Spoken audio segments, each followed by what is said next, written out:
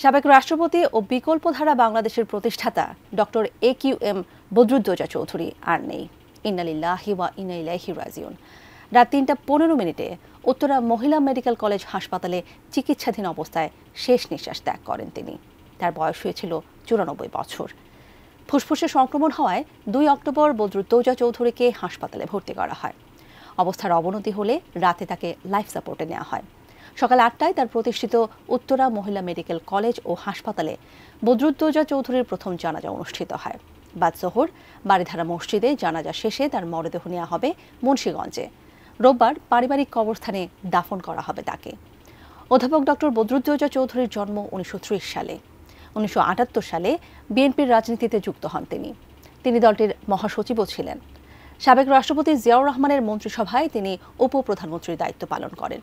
১৯৯১ সালে BNP chairperson Begum Khaleda Zia প্রধানমন্ত্রী হলে তিনি প্রথমে শিক্ষামন্ত্রী ও পরে সংসদ উপনেতার দায়িত্ব পালন করেন। ২০০১ সালের ১৪ নভেম্বর রাষ্ট্রপতি নির্বাচিত হন বদরুদ্দোজা চৌধুরী। ২০০২ সালের ২১ জুন রাষ্ট্রপতির পদ থেকে ইস্তফা দেন তিনি। ২০০৪ সালে বিকল্পধারা বাংলাদেশ নামে রাজনৈতিক দল প্রতিষ্ঠা করেন ডক্টর AQM বদরুদ্দোজা চৌধুরী। সাবেক রাষ্ট্রপতি, সংসদ উপনেতা, বিরোধী দলীয় উপনেতা, তা আমরা তাদেরকে জানিয়েছি। ওনারা যেভাবে বলেন সেজন্য ওই সময়টুকু আমরা রেখেছি। কিন্তু যদি এর থেকে বেশি একদিন দুদিন রাখার কথা বলেন, ওনার কড়া নির্দেশ ছিল একই দিনে যাতে হয়। আমরা অন্তত একই দিনে পাচ্ছি না, কয়েক ঘন্টা পিছিয়ে যাচ্ছি।